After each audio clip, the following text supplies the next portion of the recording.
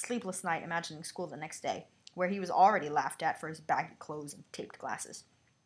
Next morning, however, he had gotten up to find his hair exactly as it had been before Aunt Petunia had sheared it off. He had been given a week in this cupboard for this, even though he had tried to explain that he couldn't explain how it had grown back so quickly. Another time, Aunt Petunia had been trying to force him into a revolting old sweater of Dudley's, brown with orange puffballs. The harder she tried to pull it over his head, the smaller it seemed to become, until finally it might have fit a hand puppet, but it certainly wouldn't fit Harry. Aunt Petunia had decided it must have shrunk in the wash, and, to his great relief, Harry wasn't punished. On the other hand, he'd gotten into terrible trouble for being found on the roof of the school kitchens. Dudley's gang had been chasing him as usual when, as much to Harry's surprise as anyone else's, there he was, sitting on the chimney. The Dursleys had received a very angry letter from Harry's headmistress, telling them Harry had been climbing school buildings. But all he'd tried to do, as he explained to Uncle Vernon through the locked door of his cupboard, was jump behind the big trash cans outside the kitchen doors. Harry supposed that the wind must have caught him in mid-jump. But today, nothing was going to go wrong. It was even worth being with Dudley and Piers to be spending the day somewhere that wasn't school, his cupboard, or Mrs. Fig's cabbage-smelling living room. While he drove, Uncle Vernon complained to Aunt Petunia. He liked to complain about things, people at work, Harry, the council, Harry, the bank, and Harry were just a few of his favorite subjects. This morning, it was motorcycles. Roaring along like maniacs, the young hoodlums. Hoodlums, he said, as a motorcycle overtook them. I had a dream about a motorcycle, said Harry, remembering suddenly. It was flying. Uncle Vernon nearly crashed in the car in front. Probably tailgating. He turned right around his seat and yelled at Harry, his face like a gigantic beet with a mustache. Motorcycles don't fly! You know the way the word beet is written? It kind of looks like the word beer, so a couple times I read it as like a gigantic beer with a mustache. I'm like, what? Now you're all imagining giant beer with a mustache. You're welcome. Okay. Anyway, Dudley and Pierre sniggered. None of my joke at the motorcycles don't fly thing. I know they don't, said Harry. It was only a dream.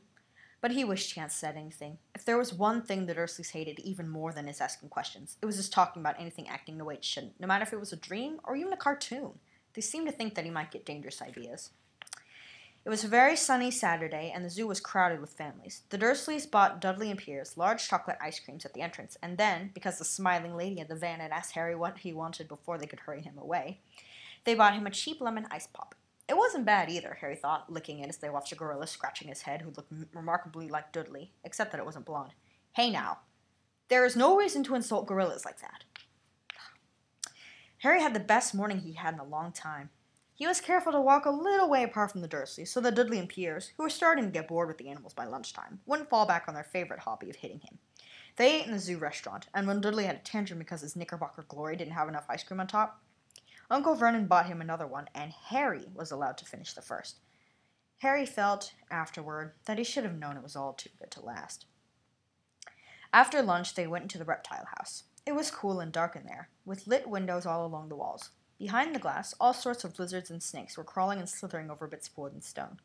Dudley and Piers wanted to see huge, poisonous cobras and thick, man-crushing pythons.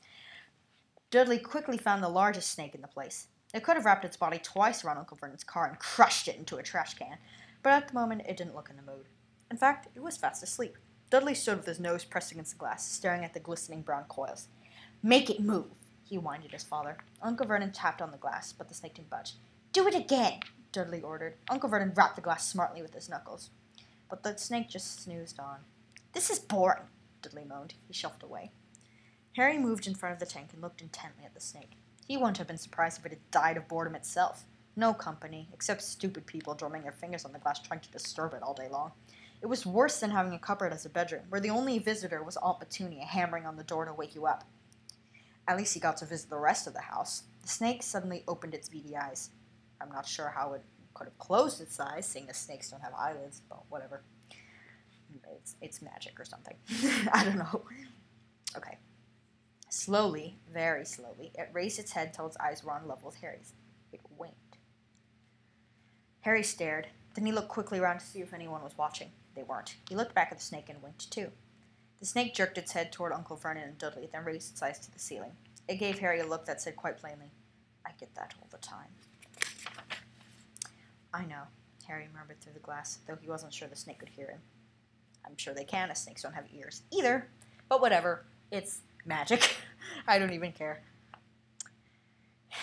It must be really annoying, said Harry to the snake just now. The snake nodded vigorously. Where do you come from, anyway? Harry asked. The snake jabbed its tail at a little sign next to the glass. Harry peered at it. Boa constrictor. Brazil. Was it nice there?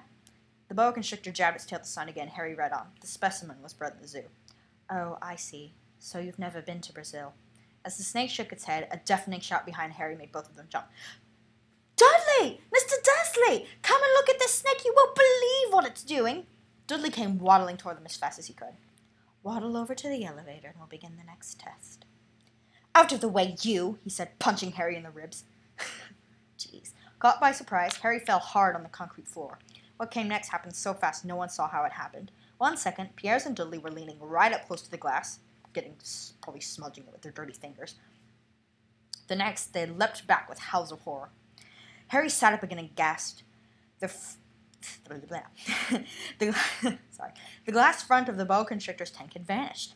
The great snake was uncoiling itself rapidly, slithering out into the floor. People throughout the reptile house screamed and started running for the exits. As the snake slid swiftly past him, Harry could have sworn a low, hissing voice said, Brazil, here I come. Thanks, amigo. The keeper of the reptile house was in shock. Hey, I bet J.K. Rowling's next book could be a picture book. Juan the Snake goes to Brazil. It would be a hit. Maybe. Anyway, keeper of the reptile house was in shock. But the glass, he kept saying. Where did the glass go? The zoo director himself made Aunt Petunia a cup of strong, sweet tea while he apologized over and over again. Piers and Dudley could only gibber. As far as Harry had seen, the snake hadn't done anything except snap playfully at their heels as it passed. But by the time they were all back in Uncle Vernon's car, Dudley was telling them how it had nearly bitten off his leg while Piers was swearing and trying to squeeze him to death. Okay, maybe it's a telepathic snake because I'm not sure I could do that without touching him. I have telekinesis. Okay, whatever. But worst of all, for Harry at least, was Piers calming down long enough to say, Harry was talking to it. Weren't you, Harry? Uncle Vernon waited until Piers was safely out of the house before starting on Harry. He was so angry he could hardly speak. He managed to say, Go. Cupboard. Stay. No meals. Before he collapsed into a chair, and Aunt Petunia had to run and get him a large brandy. Harry lay in his dark cupboard much later, wishing he had a watch. He didn't know what time it was, and he couldn't be sure the Dursleys were asleep yet. Until they were, he couldn't risk sneaking to the kitchen for some food. Yeah, that's neglect. He lived with the Dursleys almost 10 years. 10 miserable years. As long as he could remember. Ever since he'd been a baby and his parents had died in that car crash. He couldn't remember being in the car when his parents had died. Sometimes, when he strained his memory during long hours in his cupboard, he came up with a strange vision, a blinding flash of green light and a burning pain in his forehead. This, he supposed, was the crash, though he couldn't imagine where all the green light came from. He couldn't remember his parents at all. His aunt and uncle never spoke about them, and of course he was forbidden to ask questions. There were no photographs of them in the house. When he had been younger, Harry had dreamed and dreamed of some unknown relation coming to take him away, but it had never happened. The Dursleys were his only family.